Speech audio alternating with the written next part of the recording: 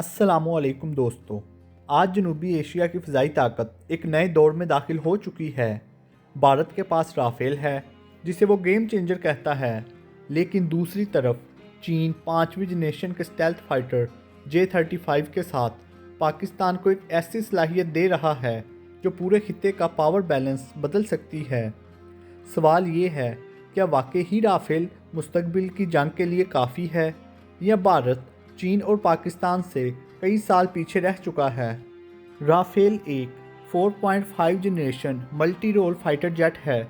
اس کے پاس جدید radar, electronic warfare اور اچھے ہتھیار ضرور ہیں، لیکن ایک بنیادی کمزوری ہے: رافیل اسٹیلتھ نہیں ہے۔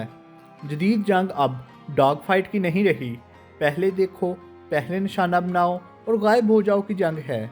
رافیل کا ریڈار کراس سیکشن بڑا ہے، جسے جدید ریڈار اور اسٹیلتھ ڈیٹیکشن سسٹم کئی 100 کلومیٹر دور سے پکڑ سکتے ہیں۔ یہی وہ مقام ہے جہاں رافیل نئی جنریشن فائٹرز کے سامنے کمزور پڑ جاتا ہے۔ چین اب صرف کاپی کرنے والا ملک نہیں رہا۔ J-20، J-35، AI based warfare اور نیٹ ورک سینٹرک کامبیٹ میں چین امریکہ کے بعد دنیا کی دوسری بڑی فضائی طاقت بن چکا ہے۔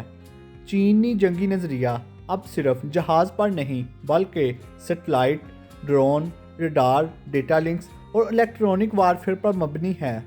بھارت ابھی تک تیجس، رافیل اور مستقبل کے AMC کے وعدوں میں پھنسا ہوا ہے، جبکہ چین عملی طور پر 5ویں جنریشن اور 6ٹھی جنریشن کو فیلڈ میں لا چکا ہے۔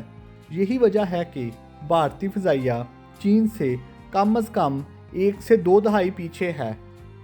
J-35 ایک 5th جنریشن اسٹیلتھ فائٹر ہے۔ اس کی خصوصیات اسٹیلتھ ڈیزائن، انٹرنل ویپن بے، جدید ایسا radar, electronic warfare, data link اور نیٹ ورک وارفیئر کی صلاحیت ہے۔ سادہ الفاظ میں، رافیل اپنے جیسے دشمن کو دیکھ سکتا ہے، لیکن J-35 رافیل کی نظروں میں آئے بغیر اس کو نشانہ بنا سکتا ہے۔ یہی فرق 4.5 اور 5th جنریشن میں ہوتا ہے۔ اگر پاک فضائیہ J-35 کو حاصل کرتی ہے تو یہ صرف ایک نیا جہاز نہیں ہوگا بلکہ ایک نیا جنگی فلسفہ ہوگا۔ مہنگے مگر محدود 4.5 جنریشن جہازوں کی بجائے مستقبل کی اسٹیلتھ ٹیکنالوجی میں سرمایہ کاری J-10C پہلے ہی پاک فضائیہ کو برتری دے چکا ہے۔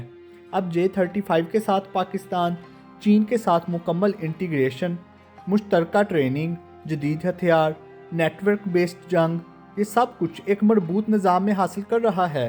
یہی وہ چیز ہے جو پاکستان کو کم بجٹ میں زیادہ طاقت دیتی ہے۔ اگر انڈیا 114 مزید رافیل بھی خرید لے تو مسئلہ تب بھی حل نہیں ہوگا، کیونکہ مستقبل کی جنگ تعداد سے نہیں، ٹیکنالوجی اور اسٹیلتھ سے جیتی جاتی ہے۔ پاکستان اگر 2026 میں J-35 کو فیلڈ کرتا ہے تو بھارتی رافیل کا امپیکٹ ختم ہو جائے گا، فضائی ڈیٹرنس مضبوط ہوگی اور اسٹریٹجک بیلنس پاکستان کے حق میں ہو جائے گا۔ رافیل آج طاقتور ہے لیکن کل کے لیے ناکافی ہے۔